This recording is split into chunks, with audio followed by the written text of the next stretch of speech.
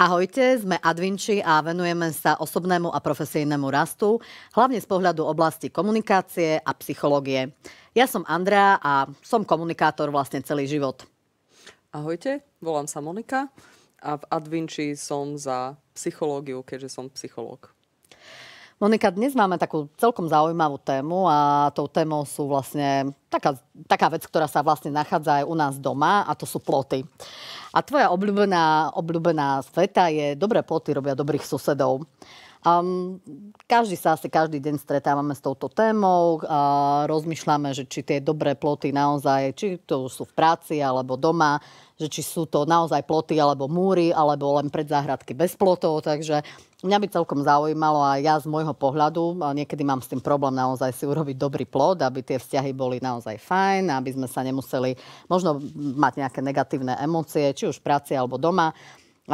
Ja som dlhé roky pracovala v korporáte, však je to taká celkom špecifická oblasť a veľakrát sa mi stalo, keď boli niektoré napríklad oblasti, ktoré boli veľmi podobné, tak sme si ako keby nevedeli urobiť tie ploty.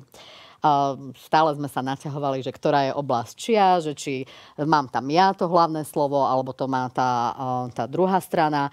A veľmi to bolo nepríjemné. Musím povedať, že niekedy sa mi to ovplyvňovalo moju prácu, ovplyvňovalo to môj ako keby taký aj osobný svet, lebo som nechcela mať s nikým žiaden konflikt, nechcela som ani prichádzať do toho konfliktu. Čiže ja z môjho pohľadu, čo sa týka komunikácie, stále som sa snažila nájsť možno nejaký kompromis a stále som sa snažila ako keby si vyhradiť tú svoju oblasť, v ktorej som profík, v ktorej viem, čo robím, a som sa snažila s tou druhou stranou dohodnúť, ako to funguje z oblasti psychológie, ako sa máme s tým vysporiadať my. Musím priznať, že toto je jedna z mojich obľúbených tém a dovolím si povedať, že ktokoľvek zaklope na moje dvere, tak skôr či neskôr presne ploty riešime. Ploty, mnohí ľudia si myslia, že sú preto, aby sme sa chránili pred ostatnými, alebo teda nepustili k sebe niekoho, kto by nám mohol ublížiť.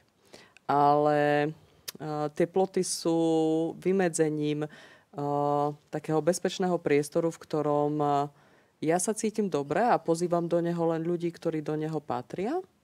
A naproti tomu za tými plotmi sú v bezpečí ľudia, ktorí nejakým spôsobom zbytočne nenarážajú na môj súkromný priestor. Hej? A týka sa to aj súkromia, aj práce. Ono fakt platí, že nemali by sme si do rovnakej blízkosti púšťať hocikoho, a práve preto používam túto vetu, že dobré ploty robia dobrých susedov, lebo v tom súkromí tí najbližší vlastne sú k nám tak blízko, že tam vlastne žiadne nejaké ploty ani nie sú, ani by byť nemali. Ale na druhej strane zase nie každý, ako sa hovorí, kto je nám rodina, je nám aj ten najbližší. Čiže tam už nejaká tá vzdialenosť by byť mala. A ak sa bavíme o tej profesii, tak tam jednoznačne treba mať veľmi jasno, pokade si koho pustím, lebo čím bližšie si ľudí k sebe púšťame, tým viacej riskujeme, že môžeme byť sklamaní z toho, že tí ľudia sa k nám nebudú správať až tak príjemne alebo pekne, ako by sa mali. Takže preto sú tie ploty dôležité. Nevždy sa to dá, lebo vieme všetci z našej asi aj súkromnej, aj profesnej praxe, že nie je to stále také jednoduché, a hlavne keď ten vzťah možno nie je rovnocenný, keď ten vzťah je zamestnanec a napríklad šéf, alebo aj napríklad kolegovia, ktorí sú buď na rovnakej úrovni ako si ty. Čiže z môjho pohľadu to nikdy nebolo také jednoduché. A tí ľudia, či už z jednej alebo z druhej strany, akokoľvek, keď už v podstate ten plot ako keby si nevymedzíš, tak je to problém. A je to hlavne problém preto, lebo potom už nevieš, akým spôsobom vlastne, keď to začína byť nepríjemná situácia, akým spôsobom sa máš s tou nepríjemnou situáciou ako keby vysporiadať. No a ako si spomenula, že tie ploty napríklad doma by sme nemali mať, ale veľakrát sa stáva, že možno aj tí najbližší, keď tie ploty nemáš, tak si robia, čo chcú. Hej, a potom sa už môžeme baviť o tom, že tvoje dieťa napríklad, keď tie ploty nemá, že keď tie ako keby pravidlá nemá, tie ploty sú ako keby, že nie sú, tak potom už je to problém, pretože ani ten rešpekt možno nie. Že, neviem, no z toho komunikačného hľadiska sa snažím ja naozaj, keď aj komunikujem, aj keď som predtým komunikovala v práci, tak som sa snažila naozaj možno tým dialogom to vyrovnať. Alebo som sa snažila to nejakým spôsobom sa ako keby s tým človekom porozprávať a potom si nastaviť jasné kompetencie. Pretože čo je najdôležitejšie v tej práci, mať jasné kompetencie a jasné pravidlá.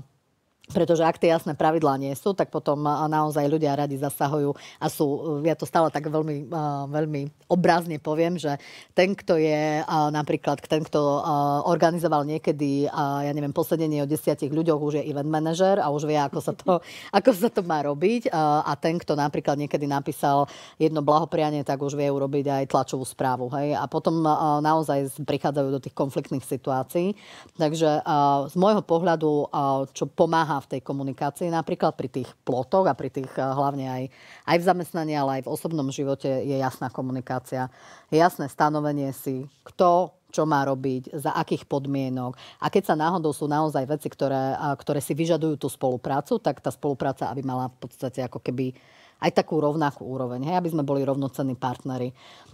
Myslím si, že je to taká dôležitá vec si uvedomiť hlavne v tom profesijnom živote, pretože veľakrát sa nám stáva, že potom ten druhý profituje na tom, na tebe, alebo ty na ňom. No už ako sa to vezme, ale tá profitácia, to ma zaujíma, že či je to správne slovíčko. Hej? Že či naozaj ten človek sa má cítiť ako keby ten podriadený tomu druhému, aj napriek tomu, že by mali rovnocenný vzťah mať. Ja stále hovorím, že ľudia sa k tebe budú správať tak, ako im to dovolíš. A je jedno, že či to je šéf, alebo kolega, alebo proste ideme do tých priateľských rovín v súkromí, alebo podobne. A to druhé, také moje voodoo slovíčko, ktoré sa s tým spája, je mať jasno, čo chcem. Čo chcem a čo potrebujem. Aby potom som neriskovala, keď to tak bezpečne vzťahnem na seba, také nereálne očakávania od toho druhého. Hej? Že mi vyhovie len preto, že ja chcem. Hej? To je zase celkom dosť dôležité, možno hneď na začiatku, keď prichádzame do kontaktu s niekým, si v celku na rovinu povedať bezpečne, ale veľmi jasne. Hej, čiže tá komunikácia nemusí byť o tom, že tak búcham po stole, áno, a ja si to predstavujem tak a neviem čo. Ale ozaj veľmi jasne vedieť pomenovať, keď sme teda v pracovnej rovine, čo sú moje teda kompetencie, aké sú moje očakávania a čo tá druhá strana na to. Hej?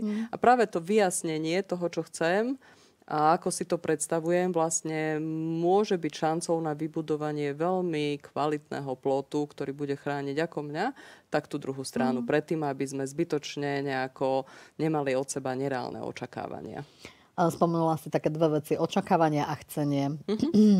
Z mojej osobnej skúsenosti viem, že to chcenie a to, čo ty chceš, je niekedy veľmi ťažké ako keby uchopiť. Hej? Že máš na stole milión vecí, ktoré by si chcela, čo by si všetko chcela, ale vo finále, keď sa ťa niekto spýta, že čo chceš, tak nevieš na túto otázku odpovedať. Na to už sa možno nemusí týkať už len pracovnej, ale aj tej osobnej stránky, pretože my momentálne v dnešnom v rýchlom a rýchlo bežiacom svete riešime niekoľko tém denne. Nie je to téma jedna, ktorá by ťa len tak ako keby lízla, ale sú to veľmi náročné témy a stále väčší a väčší tlak sa vyvíja na človeka. A tým pádom zodpovedať si otázku, čo ty naozaj chceš a niečo chce ten druhý, je veľmi ťažké. A potom si ešte povedala o tých očakávaniach, tak myslím si, že, a ja to stále hovorím, že je nesprávne mať očakávania, ja si to tak interpretujem, aj v tej komunikácii napríklad, lebo väčšinou potom príde to sklamanie. Máš očakávanie a príde sklamanie. A je to aj v tej komunikácii tak, keď očakáva, že niekto bude sa s tebou rozprávať s rešpektom, lebo ty ho rešpektuješ a to neurobí, tak potom je z toho človek taký nekomfortný. Hej? Dostáva sa do diskomfortnej zóny, čo potom môže mať aj vplyv na ten vzťah. Hej? Že ten vzťah buď nie je rovnocenný, alebo máš nejaké také, už hneď sa ti vo vnútri niečo zapne, že ten človek, ja som mu prejavil rešpekt a on mne ho neprejavil. Hej? Čiže sú tam také dve roviny, ktoré ja napríklad vidím, čo sa týka aj tej, ako keby to chcenie a to očakávanie. Hej? Čiže z môjho pohľadu, ako človeka, ktorý naozaj dlhé roky robí komunikáciu, už sme to niekoľkokrát aj povedali, je veľmi dôležité, aby to, čo chceš, si jasne odkomunikoval, ale hlavne sám pred sebou. Podľa môjho názoru je to celkom fajn si niekedy aj tie veci, ktoré chceš, si aj napísať na papier, lebo tak ako je také známe príslovie, že co je psáno, to je dáno. Veľmi to pomáha, hlavne kvôli tomu, aby si vedel utriediť tie myšlienky. A toto je, myslím si, že jedna zo základných vecí, ktoré človek môže urobiť pre seba.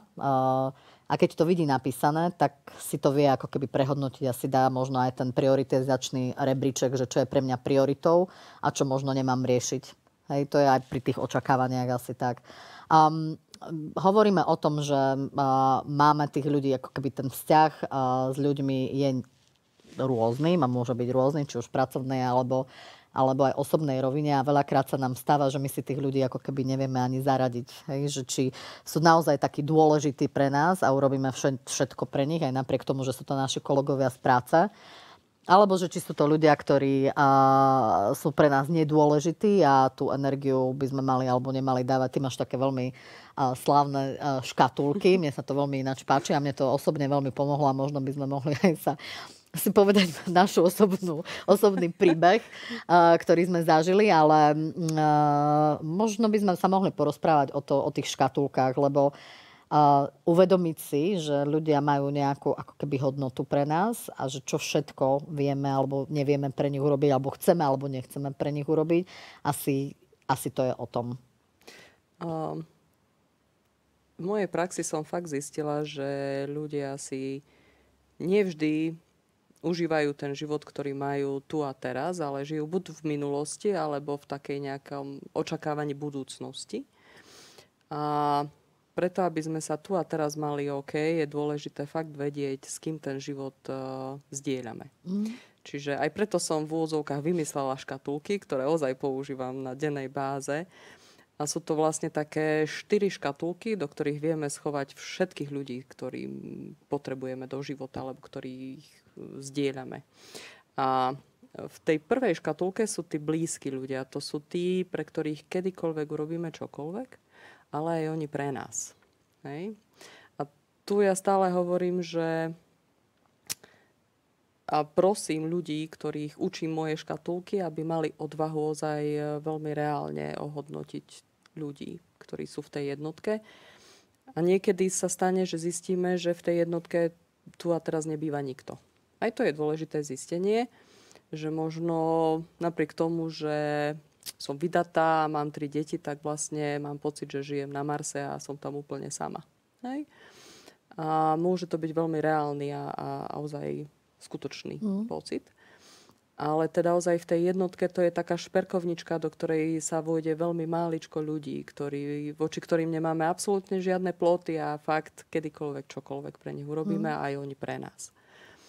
Ak ťa môžem prerušiť, môže sa stať, že napríklad naozaj v tej prvej škatulke sa nenachádza tvoja najbližšia rodina? Áno, môže. Áno, a potom čo s tým? A potom, ak človek naberie odvahu a chce, tak vie si s tým poradiť, lebo v ideálnom prípade, aj keď tam nebýva nikto z blízkych, z rodiny, tak v tejto úzkej šperkovničke by som mala bývať aspoň ja v mojom živote. Hej? Ale realita z mojej praxe zvyčajne je trošička iná. Hej? Čiže mnohí ľudia, ktorí zaklopú na moje dvere, tak sú ozaj konfrontovaní s tým, že v tej jednotke nie je nikto. Hej?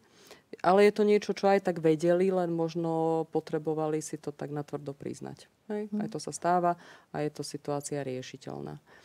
Tá dvojka to sú priatelia, to sú ľudia, voči ktorým máme dôveru, istotu, že čo im povieme, o nich ostáva, zdieľame hodnoty, ciele, možno zážitky, ale neuprednostia nás pred svojou jednotkou, ale ani my ich pred svojou jednotkou. A tak by to malo byť. Hej? Čiže Sú to blízki priatelia, ktorých potrebujeme do života. Častokrát do nás vedia veci, ktoré sa nám veľmi zložito riešili v živote, ale nie je to kedykoľvek čokoľvek. Hej? Ja osobne som mala túto skúsenosť so škatulkami. Myslím si, že každý z nás, kto je na nejakej takej pracovnej pozícii, ktorá si vyžaduje naozaj veľa energie, veľa času a keď sa ešte do toho ako keby že zvloží, že úplne s celou všetkou vervou, tak potom veľmi ťažké je niekedy si vyškatulkovať tých ľudí, ktorí sa nachádzajú okolo teba. A musím povedať, že aj ty si mi trošku pomohla s tým škatulkovaním, lebo to bolo presne to, keď má človek, aj keď je vychovávaný v nejakom spôsobe a keď má ten rešpekt, tak ako nás učili, a že máme rešpekt napríklad voči starším ľuďom, voči svojmu šéfovi a tak ďalej, tak niekedy je veľmi ťažké odkomunikovať, v ktorej škatulke sa nachádza, hej, aj nehovorím, že verbálne, že ty si v 4, 3, 2, hej, ale nastaviť si vlastne tú komunikáciu a musím povedať, že mne to veľmi pomohlo si urobiť ten poriadok v škatulkách a myslím si, že je to presne tak, ako sme sa niekedy dávnejšie bavili, že je to presne tak, ako keď si robíš poriadok v šatníku, hej, 2-krát do roka, tak ty máš takú celkom známú teóriu, že treba si urobiť to škatulkovanie minimálne 2-krát do roka, pretože ja tu prezradím, že tie škatulky sa môžu hýbať a tak, ale ja som napríklad mala ako keby veľký rešpekt pred mojim šéfom. Hej. Bola to pre mňa taká celkom zložitá situácia. Ja som sa v tom možno taký môj osobný vklad. Chystala som sa do Ameriky, nevedela som sa takým spôsobom nejak s tým vysporiadať, že ako mu to mám povedať, lebo čo on na to povie a ako mu to odkomunikovať a tak aj napriek tomu, že to je proste celoživotná vec, ale je najhoršie asi si komunikovať svoje vlastné veci. Tak ako je ťažko si povedať niektoré veci, ktoré sa týkajú teba, tak je to aj ťažké ako keby sa obhájiť niekedy samého seba. Teoreticky máš všetky znalosti, ktoré existujú, máš všetky brožúrky nacvičené a naučené, ale je veľmi ťažké si napríklad odkomunikovať takéto veci a myslím si, že mi veľmi pomohlo ako keby si fakt, že dať do škatulkovania ako keby do poriadku v tom momente. A bolo to potom veľmi jednoduché. Ďakujem. Ďakujem.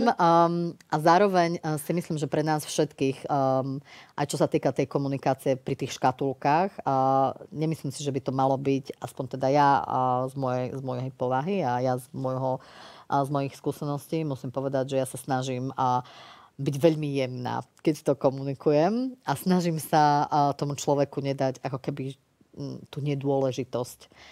Ale vieme, že tomu človeku je to v podstate jedno. Áno, tak? Vieme.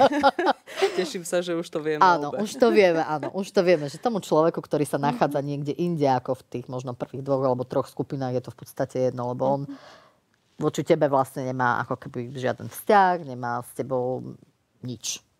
Tak to je, ale veľakrát si tie škatulky zamieňame, ako keby tá posledná úplne skupina, ktorá by mala byť pre teba nepodstatná a jeho nejakou prítomnosťou sa všetko končí, tak niekedy si to zamieňame s tými ostatnými skupinkami.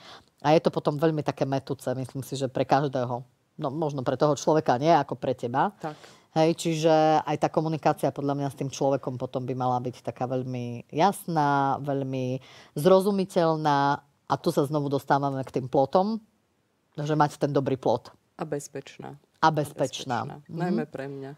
Možno na doplnenie ešte, keď sme už mali tú prvú a druhú škatulku, tak vlastne troška doplním tú 3. a 4., lebo sú len 4. A tou 3. škatulkou sú naši známi. To sú ľudia, s ktorými trávime možno kvantitatívne najviac času. Kolegovia, susedia, spolužiaci, ak teda študujeme, alebo proste ľudia, kde ozaj väčšinou sa hýbeme v rámci profesie. Ale to sú ľudia, ktorí nám prišli do života kvôli tomu, že tu a teraz niečo robíme, alebo proste tu a teraz nejakým spôsobom sme v jednom prostredí. Ale ja stále hovorím, že je dôležité si uvedomiť, že ak títo ľudia z môjho života odídu, tak vlastne môj život je v pohode, lebo 1. a 2. škatulka sa nemení. Hej? Tým pádom 3. je postrádateľná, keď to poviem takto jednoducho. Čo neznamená, že sa k tým ľuďom správam nepríjemne alebo niečo, ale proste uvedomujem si, že Možno sa s nimi cítim príjemne, ale môj svet na nich nestojí. Hej. Je to proste pre mňa bezpečné prostredie. Hej. Nikto z nás nemá v pracovnej zmluve, že všetci kolegovia ho musia mať rádi a ja neviem, proste plakať 3 dní, lebo odídem z práce alebo niečo podobné. Čiže je to veľmi bezpečný a profesne daný vzťah. Hej. Ak nie je tento kolega, tak príde iný a v podstate ideme ďalej. Hej. Čiže to je tá 3. No a potom je tam 4, čo je najväčšia škatuľa, akú máme. A tu som ja veľmi zámerne nazvala, že nepodstatný. To je také vyrušujúce väčšinou pre ľudí, že ako môžem niekoho považovať za nepodstatného. To označenie je veľmi bezpečné pre mňa, aby mi došlo, že ten človek ma nepotrebuje ako osobu, teda mňa ako Moniku, ale možno ma potrebuje ako profesionála, ako psychológa a potrebuje moju službu ako psychológa pre seba. Čiže to je dôležité si uvedomiť, že toto je škatuľa, kde bývajú ľudia, ktorí mne poskytujú nejakú službu, nejaký servis, alebo ja im. Čiže môže to byť moja kaderníčka, môže to byť proste môj lekár obvodný, zubár, neviem kto, a rovnako aj ja bývam pre mojich ľudí, ktorí ma vyhľadajú vlastne profesne v tejto škatulke, čo je niekedy až také veľmi prekvapujúce pre tých ľudí, keď si to majú vôbec uvedomiť a niekedy to môže byť až také ohrozujúce, ak to majú povedať nahlas, že ozaj ja, ktorá ich sprevádzam pri riešení ťažkých vecí, môžem byť pre nich nepodstatná. Hej? Je to také rušivé. Ale myslím si, že si celkom dala dobrý návod pre odchádzajúcich nejakých manažerov napríklad z firmy. Pretože si myslím, že každý si myslí, že je najdôležitejší v tom momente pre tú firmu. Bez neho sa tá firma nepohne. A potom zrazu, keď príde ten moment, že sa buď on rozlúči z nejakého dôvodu, alebo firma sa s ním rozlúči, tak potom je to také prekvapujúce, že si zvyknutá v podstate na nejakú komunitu ľudí. Myslíš si, že majú extrémnu dôležitosť v tvojom živote a pritom to vlastne vôbec tak nie je. Čiže návod asi na použitie, čo sa týka vysporiadania sa napríklad aj s odchodom po dlhých rokoch z firmy je aj ten, že urobiť si tie škatulky a naozaj možno tých ľudí, ktorí naozaj s nimi tráviš každý deň a niekoľko x hodín možno aj po práci, lebo si to pracovné povinnosti alebo iné záležitosti vyžadujú, tak možno si urobiť naozaj to škatulkovanie a neprikladať im takú vážnosť a úlohu. Na druhej strane, ja z mojich momentálnych skúseností musím povedať, že mne chýba napríklad komunita, v ktorej som žila, lebo som sa cítila súčasťou niečoho. A to si myslím, že je niekedy tak ako keby, že ťažko stráviteľné a zvládnutelné, že potom tú komunitu dávaš ako keby, že na to úplne, že popredné miesto a myslíš si, že si prišiel o mnoho. Ale je to aj vlastne na tom človeku, ako sa vie s tým vysporiadať, ako vie pracovať s tým faktom, že možno už nie je medzi toľkými ľuďmi, že už možno nie je tou dôležitou súčasťou tej komunity a tie škatulky by mu mohli celkom pomôcť pri tom. Ja si myslím, že je to veľmi bezpečné uvedomenie, že áno, naša hlava je lenivá a funguje na zvykoch a zlozvykoch. A keď si zvykneme, že proste väčšinu času trávime v istej, ako si to nazvala, komunite a riešim nejaké pracovné veci a kvantitatívne je to viacej ako tá kvalita a to súkromie, tak samozrejme, že istú chvíľu trvá, kým tá hlava si odvykne od tohto zvyku. Ale nemala by to vnímať ako stratu. A práve to sú tie nereálne očakávania, že niekedy máme pocit, že ak odídem z nejakej práce, tak zemeguľa sa zastaví a bezo mňa proste to nepôjde. A ono to pôjde. Hej? Takže aj mňa tie škatulky tak troška chránia v tom, že OK, ale to je 3 alebo 4, to je práca, proste to je postrádateľné. A proste po istej dobe veľmi bezpečne si túto škatulku vybudujem v inej komunite, v inom nejakom zaradení, možno v inej firme alebo niečo. A proste ide sa ďalej. Hej. Tá 3, 4 je postrádateľná. A ja sa vrátim možno k tým dobrým plotom. Tam si myslím, že aj potrebuješ pri tých škatulkách tie ploty. Že vieš, že proste pri tej možno 4 ten plot je asi najvyšší. Tak? ani nemusí byť až taký vysoký, ale musí byť že Pevný. veľmi, veľmi pevný. Hej, aby niekto, kto je veľmi zdatný, proste neprišiel ako buldozer a proste sa neprehrabe až do mojej jednotky, len preto, že on chce. Hej. Fakt si treba uvedomiť, že tie ploty chránia mňa, aby som náhodou si nezamieňala to nepodstatné s tým podstatným. Hej. Takže určite nemám prečo uprednostniť niekoho, kto je u mňa 4 pred niekým, kto je u mňa 1, 2. Hej. Čo sa týka komunikácie, si myslím, že pri týchto veciach je stále potrebné mať tú takú transparentnú komunikáciu. Aby naozaj tí ľudia vedeli, že sa k tebe ako keby že nedostanú, aj keď je to tak zvláštne povedané, hej, že sa k tebe nedostanú. Tým pádom ako keby si sa izolovala od nich. Ale tak, ako si hovorila, že je to bezpečné, hej, je to bezpečný priestor. Ja som vo svojom manažerskom a možno takom líderskej pozícii som sa snažila mať veľmi otvorený vzťah so svojimi podriadenými. A snažila som sa, ani nechcem ich nazvať podriadenými, ale mojimi kolegami, a snažila som sa stále im dávať veľa voľnosti. Ale je to o tom, že ako ten človek tú voľnosť vie napríklad prijať, že či to vtedy presne nevníma, že aha, no tak ja si môžem dovoliť hocičo, hej, a potom už tie ako keby bariéry sa búrajú, aj tie ploty sa už potom búrajú. A naozaj ten človek musí byť dostatočne vyspelý a dostatočne taký o sebe mať takú sebavedomie, aj to sebavedomie, že to, čo robím pre seba, robím to s nejakým cieľom, nechcem niekoho ako keby že oklamať, nechcem profitovať z tej situácie, ktorá sa nachádza.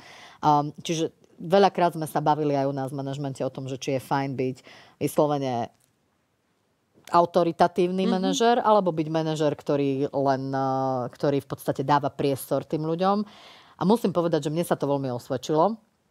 A aj napriek tomu, že vtedy som škatulkovanie nepoužívala, tak sa mi to veľmi osvedčilo aj pri tej komunikácii. Lebo čo je veľmi dôležité, keď máš takúto pozíciu, je naozaj s tými ľuďmi otvorene sa rozprávať. A nielen dávať feedbacky a dávať spätné väzby, ale ich aj príjmať. A toto je jedna vec, ktorá sa pre mňa bola veľmi dôležitá a hlavne ja som z toho veľa čerpala. Ja môžem dať niekomu feedback alebo spätnú väzbu, keď on ju nezoberie alebo ju v podstate odignoruje, ale keď tú spätnú väzbu naozaj človek počúva a chce s ňou niečo urobiť a naozaj v tom finále vidí tie kroky, tak je to veľmi prínosný obojstranne dobrý vzťah. A tá komunikácia veľakrát si myslím, že stojí aj na tom, že ako ten človek dokáže vnímať, hej, toho druhého. Ako to, vieš, my si stále hovoríme to zrkadlo, aké má, hej, to sa pozerám na seba a ako dokážem byť seba možno kritický. A my sme vôbec národ veľmi seba kritický. My sa veľmi radi kritizujeme, nikdy sa nepochválime navzájom, ani sami seba. Takže ja to viem z vlastnej skúsenosti, lebo všetko sa snažíme mať dokonale a keď to je o percento menej dokonale, tak už hľadáme vlastne tie chyby a nemáme to naopak. Sú aj to potom tie negatívne emócie možno s tým spojené, takže možno taký ako aj návod z tvojej strany, ako okrem tej napríklad transparentnej komunikácie, dávanie priestoru ľuďom, čo robiť, ako vlastne sa vysporiadať s takýmito vecami. Za mňa asi to najdôležitejšie je byť sám sebou. Taká autenticita. Lebo vtedy to aj tí ľudia, s ktorými komunikuješ, tak vnímajú, že áno, to proste ozaj ide z teba. A na druhej strane to súvisí s tým, že veľmi jasne pomenujem, čo od toho človeka chcem. Čiže zase sme pri tom, čo zase chceš. Sme pri tom, lebo to je základ tých dobrých plotov. A potom má následne aj tej komunikácia toho vzťahu ako takého. Vyštrngať si to úplne na začiatku. Lebo sú ľudia, ktorí ocenia tú voľnosť toho vedenia a naopak sú ľudia, ktorí potrebujú takú väčšiu štruktúru a také pevnejšie tie mantinely. Hej? A vtedy sa cítia bezpečne. Takže za mňa asi taký všeobecný návod celkom nie je. A skôr je to o tom, že tak ja by som to najradšej robila takto, predstavujem si to takto a takto a takto, si s tým OK, nie si OK, čo ty na to, vyskúšame, uvidíme, vrátime sa k tomu, to je ten feedback, o ktorom si hovorila, hej, že proste postupne si zvykneme, ako je to pre nás oboch bezpečne, aby to proste nejakým spôsobom fungovalo. Hej. Ale nevždy je to jednoduché. Určite áno. A nevždy sa to tak dá ako keby ľahko si vytvoriť tie hranice aj pri tej komunikácii, lebo veď vieme, každý sme iný, každý máme nejakú inú rýchlosť napríklad, každý máme nejakú inú formu komunikácie, niekto je introvertnejší, niekto je extrovertnejší, niekomu vyhovuje to, možno niekomu iné veci, takže je to naozaj možno aj o tom trošku aj kompromise. Veľmi nerada v tej komunikácii, keď sme mali aj nejaké konflikty. Veľmi nerada dávam také striktné ako keby a také silné posolstva, hej, pri tej komunikácii. Je to možno aj spojené s tou povahou, že nemám rada konflikty. A stále som sa snažila tie komunikácie. Mala som veľa takýchto situácií. Musím povedať, že za 20 rokov v korporáte sa človek stretne s kadečím a s kadekým. A ja som naozaj nemala rada, aj napriek tomu možno, že som na niektorých ľudí pôsobila, že tým, že poviem svoj názor, ten konflikt ako keby, že vyvolávam, ale pre mňa sa naozaj osvedčilo ako keby veľa počúvať. Tá komunikácia, stále hovoríme, že je obojsmerná. Aj keď učíme niekoho, alebo príde niekto na náš tréning, tak hovoríme, že tá komunikácia je obojsmerná. Ale čo je najdôležitejšie pri tej komunikácii je počúvať. Čiže veľa počúvať, veľa vnímať o tej verbálnej, neverbálnej komunikácii, ako ten človek možno reaguje na niektoré veci, ako ich potom spracováva. Čiže to je presne o tom, že ako ten človek vie odčítať z tej komunikácie toho druhého človeka, že čo môže pociťovať. A toto si myslím, že je jedna z takých základných ako keby kompetencií a ľudí na leadershipských pozíciách, ale aj nás, bežných ľudí, ktorí komunikujeme bežne doma napríklad. Aj toto je jedna. Niekedy mám pocit, že my nepočúvame. Hovorím to taká všeobecná, možno taká rovina, ale veľakrát mám pocit, že už ti tá myseľ ako keby šrotuje, že čo na to povieš, ako na to reaguješ a nepočúvaš. A toto si myslím, že je niekedy základ tých všetkých konfliktov, ktoré sa dejú, či v práci, alebo doma. Mýlim sa, alebo je to tak? Asi veľmi sa nemýliš, lebo to súvisí možno aj s tými našimi očakávaniami. Hej, že častokrát ideme do nejakých debát už s nejakým nastavením, že o čom to asi bude. Hej, možno vychádza to z tých predošlých skúseností s tým človekom, hej, a už čakám, no čo zase, alebo nejakým takýmto spôsobom. Určite je dôležité fakt si uvedomiť, čo chcem od tej debaty, ak teda sa bavíme o práci. A ak sa bavíme aj o práci, aj o súkromí, tak je to ozaj o tom uvedomení si, že tu a teraz ťa počúvam. Neriešim, čo bolo, neriešim, čo bude, ale tu a teraz máš môj čas a počúvam ťa. A okrem toho počúvania za mňa veľmi dôležitá zručnosť, ktorá nie je až tak celkom bežná ani u tých lídrov, čo tak vnímam zo svojej praxe, je zrkadliť, alebo teda dať veľmi jasnú spätnú väzbu v tom, že vidím na tebe, že ťa to hnevá. Ísť do tých emócií. Ako keby sme sa báli tých emócií, ako keby sme sa tvárili, že ich nemáme.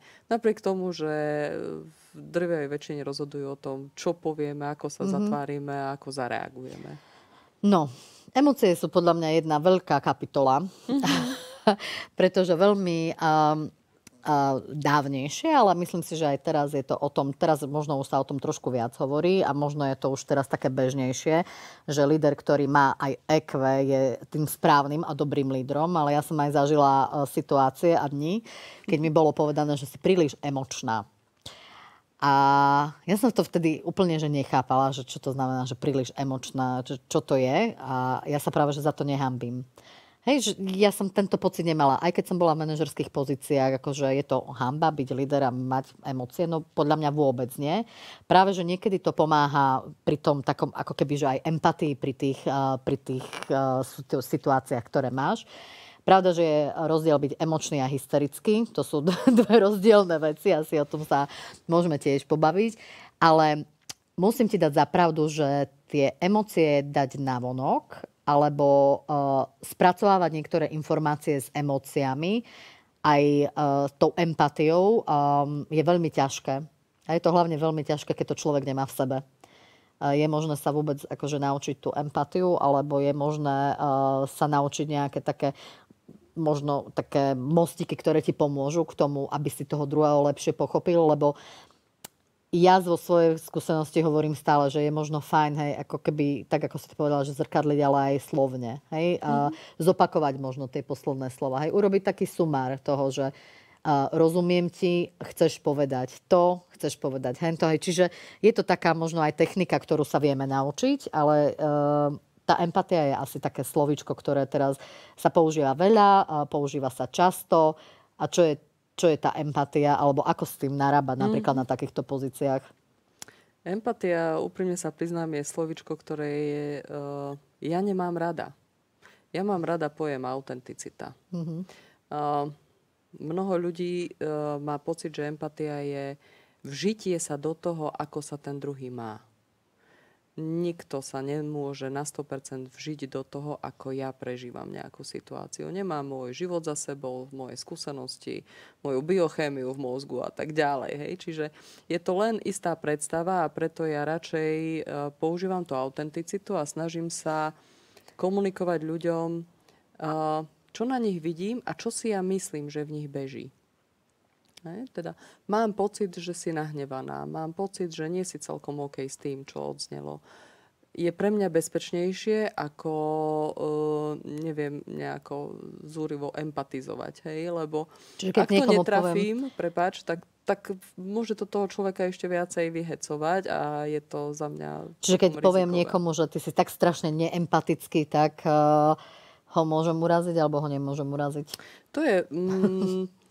Mne to znie už ako také trošku posudzovanie a to je niečo, čomu ja sa snažím veľmi, veľmi vyhýbať, lebo nikto okrem mňa nemá právo ma posudzovať. Hej. Ostatní mi môžu povedať, čo sa im páčilo alebo nepáčilo na mojom správaní, ale posudzovať by ma nemal nikto. Hej. Je to útok.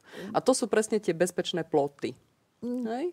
Keď sa tak bavíme o tom posudzovaní, tak sa hovorí, a myslím si, že je to úplná pravda, že len ľudia dávajú prídavné mená všetkým veciam, ľuďom. Hej. Čiže situácia len je situácia. To, že či je dobrá alebo zlá, robíme ju my, dobrou alebo zlou.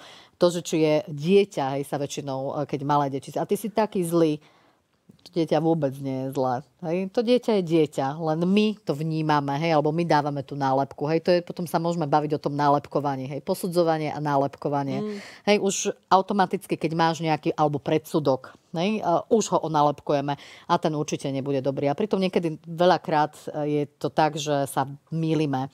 Hej, to sa môžeme baviť o takom prvom na prvú, hej, že čo si myslíme o tom človeku a môže by to úplne byť niečo iné. Čiže tie predsudky a zároveň to posudzovanie, vidíš tam nejaký taký ako keby, že rozdiel medzi tým, alebo je to... Veľmi. Častokrát to posudzovanie vychádza z mojich životných skúseností. Hej? Ale fakt si treba uvedomiť, že kým si neobujem topánky toho človeka, tak neviem, ako sa chodí v tom jeho živote. Hej? A ja vnímam, že troška zabudáme na veľmi dôležitú vlastnosť, ktorú by bolo dobré trošku podporiť, a to je pokora. Hej. Je veľmi jednoduché povedať, že no tak ten žije otrasne, to jak ona môže takto fungovať a to jak môže takto fungovať a prečo je taký odporný šéf a neviem čo. Nikdy nevieme, čo je za tým.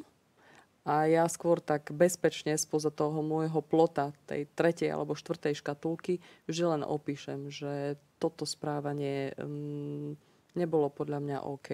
Hej? To je taká moja veľmi bezpečná fráza, že bolo OK, nebolo OK. A aj dám argument, že prečo na to takto pozerám. Hej? Zas na druhej strane, keď sa pozrieme na ten náš svet, v ktorom my momentálne žijeme, všetko je online. Všetci sme prilepení na mobiloch, všetci sme prilepení na... Už ani televízor nie je to, čo nás robí živými v úvodzovkách. Je to tak podľa mňa, že aj ten online svet nás nejak formuje. Aj ten online svet nám dáva nejaký ako keby vzorec, že ako máme žiť, alebo ako by sme mohli žiť. A veľakrát ten online svet, hlavne pre tých detí a dospievajúcu mládež, je to krivé zrkadlo, lebo všetko sa zdá byť úplne super. Oni dokonca si predstavujú, ako tí tínedžeri budú bohatí hneď zo dňa na deň, pretože vidia tie krásne obrázky s tými drahými autami, peknými ľuďmi, dokonalými a perfektnými, ale vieme, že v skutočnosti to tak nie je. Čiže možno tam aj vzniká tá otázka, že akým spôsobom pracovať možno aj v dnešnom takom svete, hej, s tými emóciami, možno ako sa tomu vyhnúť, hej, aby ten online svet napríklad nepohltil nás všetkých. Je to vec, je to prirodzená vec, pravda, že každý nám to veľmi pomáha v mnohých veciach, ale nám to aj veľa škodí. A ja to vidím aj v tých takých bežných reakciách ľudí. Hej, odkedy nechcem povedať, ten nešťastný COVID bol, tak sme si všetci mysleli, že všetko bude krajšie, budeme všetci milší ku sebe, všetci budeme pokornejší, lebo sa nám stala nejaká vec, na ktorú sme neboli pripravení a budeme žiť inak. Ale pravda je, že sme si zvykli žiť v tej ulite. To už nehovorím ani o plotoch, lebo to je taká nejaká bublina, ktorú sme si vytvorili a už včera som sa práve rozprávala s jedným, aby som dokončila myšlienku, včera som sa rozprávala práve s jedným pánom, ktorý to študuje a povedal, že že ty ťukáš do toho telefónu a že sa ti tam proste objavujú tie veci, to vlastne vytvára v tvojom mozgu dopamín. Hej? Ako keby, že ten telefón ti dáva, ako to povedal, sociálne ocenenie. Že ty vo finále, ja keď ti poviem, že ako si to dobre spravil, tak ty to odo mňa ani nepotrebuješ, lebo to všetko sa ti deje ako keby v tom online svete. Mm-hmm. Je to normálne? Normálne, nenormálne. Posudzujem. Áno. Je to rýchle, ale nebezpečné.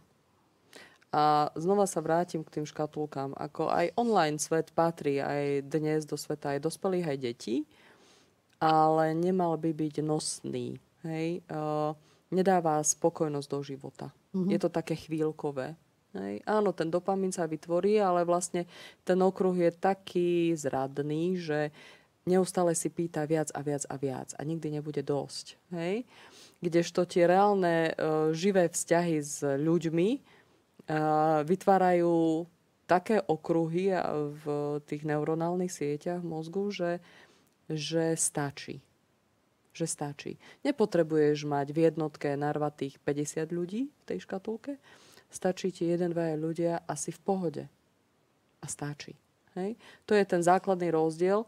A na to zvyčajne aj narážame, keď teda pracujeme či už s dospelákmi alebo s deťmi, že potrebujeme ich kotviť v realite, čo je niekedy veľmi ťažké. Áno, od covidu zvlášť, lebo zvykli sme si tak bezpečne na tú bublinku, že veď na čo sa stretnúť, veď proste si zavoláme a proste dáme si online meeting alebo niečo. A keď sa to snažia aj tí manažéri v nejakých firmách vrátiť, tak tí ľudia frflú a na čo mám ísť do roboty a prečo a na čo, hej. Ale to, že sa to snažia vrátiť, je odkaz od, tak trošku to tak bezpečne vzťahnem na nás, od nás odborníkov, že skutočne preto, aby ľudia žili spokojný život, kvalitný život, potrebujú reálne fyzické stretnutia. A poviem to tak veľmi jednoducho, no žiadny YouTube ťa neobíme, keď sa stretneš s niekým a hej, ale tá kamoška, ktorá je v tvojej druhej škatulke, keď ťa vidí, tak proste ťa vystiská a obíme. Teraz si mi ináč veľmi dobre nahrala, lebo firmy, myslím si, že po covide fakt, ako si hovorila, že mali veľký problém ľudí ako keby dostať späť do tých reálnych ofisov a dostať späť na to, že si komfortná so 7 alebo 8 ľuďmi v jednej miestnosti, lebo ešte stále ako keby v tom mozgu niečo prebieha. Ale myslím si, že sa to veľmi dá pekne prekonať takými zaujímavými aktivitami v tej firme. Či už komunikačnými, alebo takými, ktorí ťa naozaj prinútia, hej, aby si s tým človekom fungovala. Online meetingy sú fajn, a sú veľmi komfortné, môžeš ich robiť aj v pyžame z domu, ale myslím si, že to, čo sa deje potom aj v tej firme, napríklad, že urobíš nejaký team building, je to tiež forma komunikácie, ktorá veľmi pomáha. A nepomáha len tým ľuďom ako prísť dokopy a stretnúť sa, ale pomáha aj tej značke. Aj vo finále, ako tá značka potom tých ľudí ako keby formuje a pre tú značku tí ľudia robia. A dať im takúto možnosť, stretnúť sa, urobiť si spoločný zážitok. Dnes už ľudia nechcú mať ako keby materiálne darčeky. Hej, dnes, keď im dáš pero, tak na teba pozerajú. Poprvé, nie je to ESG, lebo je to z Číny. Po druhé, mám ich doma 1000, hej, a ešte ku tomu darčeky a tak ďalej. Ale keď im dáš zážitok, tak to vieš veľmi pekne aj v tej firme využiť. Komunikačne je to úplne super nástroj, ako tých ľudí dať dokopy. A zvlášť, keď musia niečo vyriešiť, vieme, že sa napríklad skupinka ľudí nevie dohodnúť. A vtedy treba podľa mňa výjsť z tej ulity, treba výjsť z tých ofisov, treba výjsť z online a treba ich zobrať niekam, kde budú mať ten priestor sa vyrozprávať a kde znovu ako keby tie vzťahy nadobudnú. A ja som veľmi zastanca toho, že firmy budú robiť tie team buildingy, firmy budú investovať, aj napriek tomu, že veľa firiem sa toho ako keby vzdalo po covide, ale myslím si, že je to jedna z možností, jeden z komunikačných kanálov, ktorý tej firme môže veľmi pomôcť. Tak ako robiť lojalitu k značke, takisto ako vlastne tú značku posúvať vpred. Ja som mala veľmi dobré skúsenosti s takým veľkým eventom, ktorý sme robili vo firme. Bolo to aj pre zamestnancov, ale aj pre ich rodiny. A bolo to v prieskume spokojnosti bol to najlepší event a vlastne niektorí ľudia robili práve pre tento event v tej firme. Hej? Čiže to bolo jedno, na čo sa tešili. To bol úplne že event, ktorý im dával ako keby zmysel, pretože tam mohli vytiahnuť aj ich rodinných príslušníkov. A keď sa na to pozrieme z obchodníckeho hľadiska, tak je to naozaj o tom, že ten zamestnanec nie je len tvojim zamestnancom, ale je ambasádorom tvojej značky, ambasádorom tvojho produktu. A keď k tomu ešte vieš pridať tých jeho rodinných príslušníkov, tak zrazu z jedného človeka máš 5, 6, 3, ale je to stále viac ako jeden. Čiže ja určite by som aj v tomto období podporovala firmy v tom, aby takéto aktivity robili a aby s tými ľuďmi sa komunikovali naozaj na tej osobnej báze. Lebo tak, ako si hovorila, že je to oveľa prínosnejšie aj pre tých ľudí a oveľa jednoduchšie, ako keby aj vysvetliť napríklad, keď je nejaký problém, keď sa firma nachádza v nejakej kríze. No, je to fajn, keď generálny riaditeľ napíše nejaký pekný list. Väčšinou to on nepíše. Vieme, že to on nepíše. Niekedy si to ani neprečítam. A predsa ten človek z komunikácie nevie tým jazykom osloviť stále tých ľudí, pretože ten generálny riaditeľ je predsa niekde inde. A aj napriek tomu, že sa snažíš vyšperkovať ten list, no polka ho zahodí, polka si ho neprečíta, alebo štvrťka si ho neprečíta a ďalšia štvrtina sa rozčuli. Hej, čiže práve preto si myslím, že je veľmi dôležité, aby tie osobné stretnutia predbiehali a aby boli. Hej, to ja mám takú 20 rokov, si myslím, že v tej praxe mi ukázalo, že toto je najbezpečnejší, keď už aj používam tvoje slovíčko, najbezpečnejší, tak je to taká najbezpečnejšia cesta, ako pracovať s tými ľuďmi a ako spracovávať možno aj tie negatívne emócie. Keď si rozprávala, tak mne tak dobehlo, že možno by bolo fajn, aby si lídri uvedomili, že ozaj po tom covide, ak chcem natiahnuť na seba naspäť ľudí, ktorí mi ušli do nejakej bubliny, je dôležité, aby som aj tie team buildingy alebo tie proste aktivity robila inak ako predtým. Lebo fakt sa tí ľudia kde si posunuli a aj vlastne to ich nastavenie sa kde si posunulo. Čiže skôr ako do nejakého takého výkonového riešenia nejakej situácii spoločného a podobne, vo mne ide skôr také privyknutie si na to, že znova sme spolu a cítime sa OK s tým, že sme spolu. Čiže asi by som neišla hneď do nejakého riešenia alebo niečoho, ale skôr do nejakého takého dobre stráveného času spolu. Možno ozaj nejaké spoločné raňajky, možno proste nejaký koláčik a káva a popri tom ozaj tá autenticita a ten záujem, no tak ako sa máš, lebo vidím ťa len 2-krát do mesiaca v office, hej, a proste čo, hej? Vieš, čo mne sa osvedčilo, prepáč, že ťa prerušujem, len teraz hneď si mi nahrala, mne sa osvedčili dobrovoľnícke aktivity. To je jedna z vecí, ktorá proste ľudí spája v akomkoľvek období, či to bol covidové obdobie, alebo to nie je covidové obdobie. Možno to má ešte takú väčšiu pridanú hodnotu, lebo tam neriešiš biznis, tam neriešiš prácu, ale riešiš vlastne spoločný záujem niekomu pomôcť. A toto si myslím, že je jedna Jedna z vecí, ktorá môže aj upevniť aj ten kolektív, a je úplne ideálne vlastne zostaviť tie dobrovoľnícke týmy z rôznych oddelení, z rôznych, a možno aj nie ľudí, ktorí vôbec nemajú nikdy nič spoločné. Že v podstate sa vidia raz do roka na nejakom možno onlineovom stretnutí, ale nemajú nič spoločné, ale ideme spolu. Čiže toto je možno tiež taká dobrá forma, ako tých ľudí vlastne spájať. Lebo ja s tými raňajkami trošku mám ako keby, že je to fajn, je to výborná myšlienka, ale viem zo skúsenosti iných firiem, že tie raňajky sú také zradné. Hlavne kvôli tomu, že ľudia vlastne prídu iba na raňajky a potom idú domov. To je o tom zvládnutí tých raňajok, vieš, lebo to je o tom, ak som líder, tak znova sa vrátim k môjmu vúdu slovíčku, musím vedieť, čo chcem na tých raňajkách. Hej, čiže, viem, že tí moji ľudia sa tam prídu najesť, ale ja viem, že ja tam chcem proste ich na seba natiahnuť. Ale to chce aj byť dosť dobrý v tom, že ustojím tú autenticitu. Hej?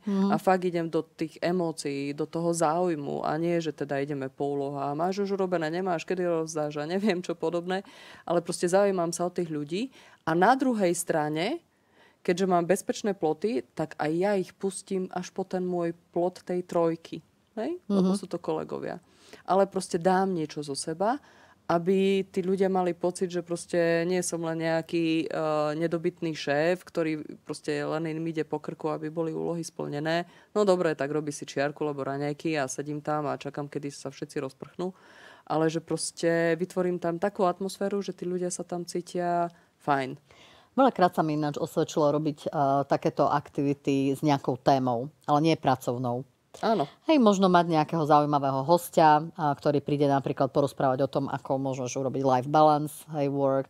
Možno mať nejakého iného hostia, ktorý ti porozpráva o tom, ako môžeš zvládať presne možno teba, hej, ako môžeš zvládať stresové situácie a tak. Čiže toto bola jedna, myslím si, že to je taký návod dobrý, ako aj na komunikáciu s tými zamestnancami, ako keby im, že dať pridanú hodnotu. Dať im niečo, čo za normálnych okolností oni by napríklad takého hostia nikdy nevideli, hej? Alebo by sa asi nešli porozprávať každý individuálne so psychologom, aby im vyriešil niektoré veci, ale možno by bolo fajn zobrať si hostia, ktorý im ako keby tú životnú situáciu dá v nejakom inom poňatí a potom oni si z toho vyberú, hej? A ich to bude zaujímať. Čiže aby sme nesklzli do toho, že raňajky, nie raňajky, ale podľa mňa musí mať ten človek nejako a musí sa vidieť v tej situácii.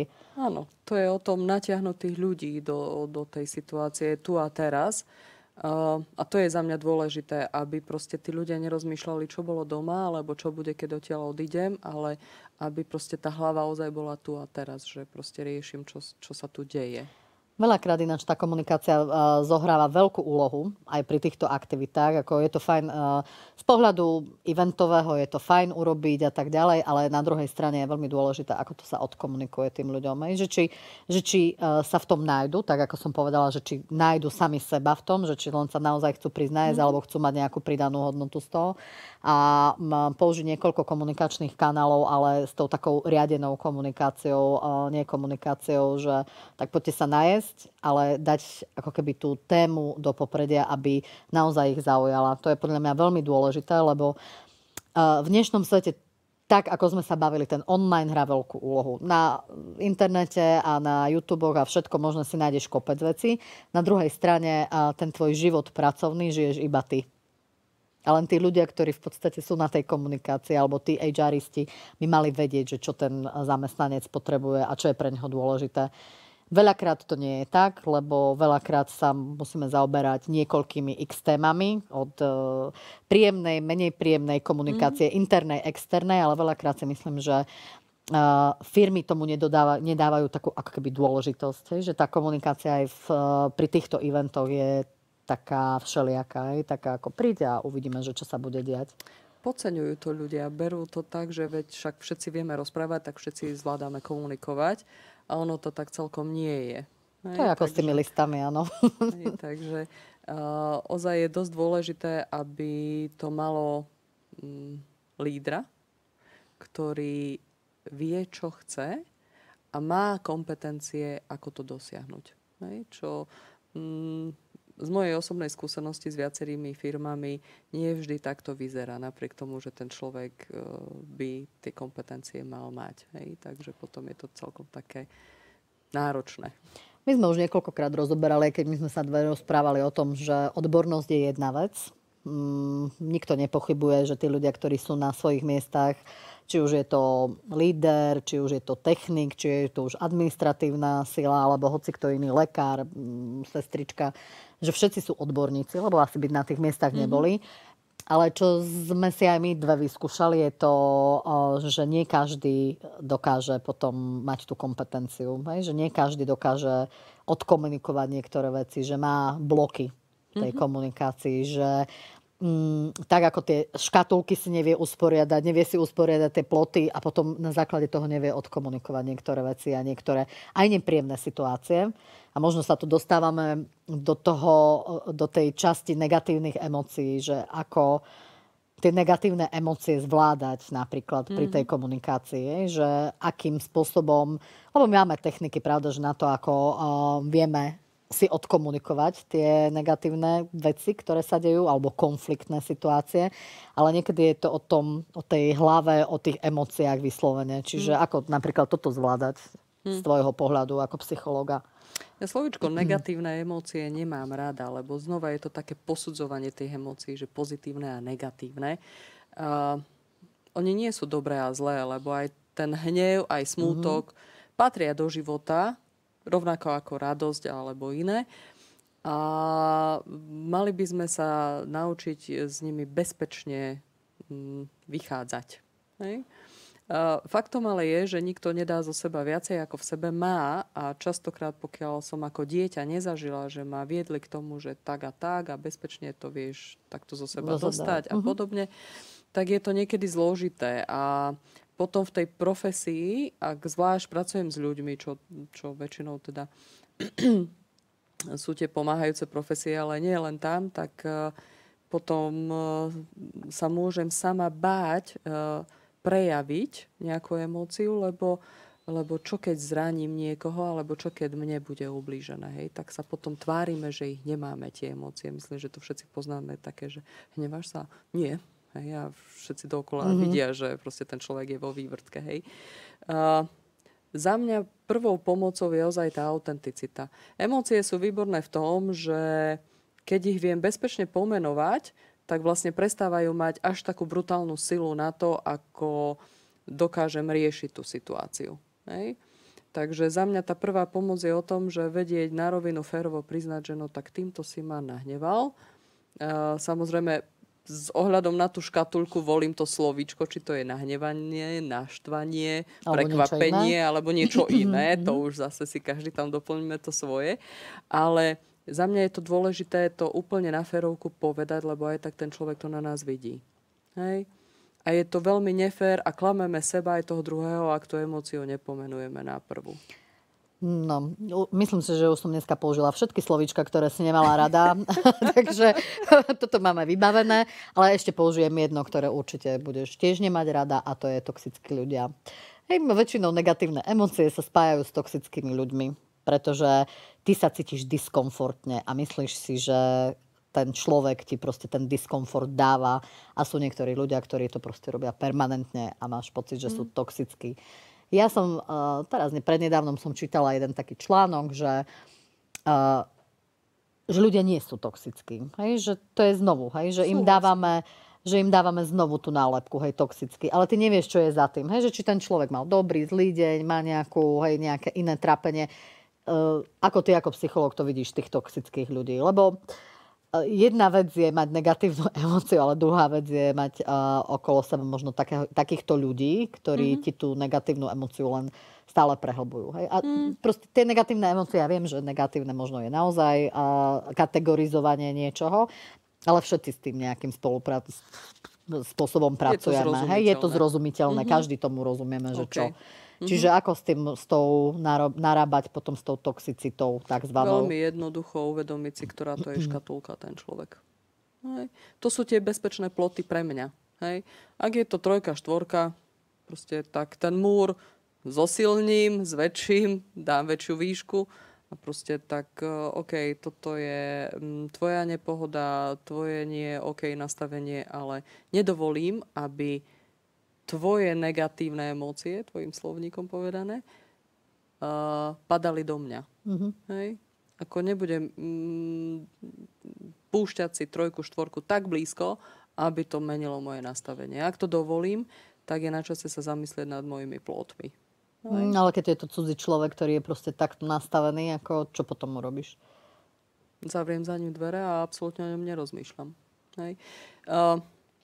Po vzťahoch alebo v takomto nejakom prenášaní vždy funguje akcia a reakcia, ale je to moje slobodné rozhodnutie, či dovolím ti pokaziť mi deň, keď to tak bezpečne vzťahnem na nás dve. Hej. Proste keď sa rozhodnem, že nie, tak proste nie. Hej? A myslím, že všetci to poznáme. Hej? V takej fáze, takej úvodnej, vzťahovej, takého zaľúbenia, tak môže byť neviem aká katastrofa v robote, no proste život je úžasný, hej? Lebo proste tá jednotka, ktorá zrazu je pre nás tak naplňujúca, že proste v robote ma nejaký šéf nerozhodí. Hej? A je to naše rozhodnutie, naša voľba.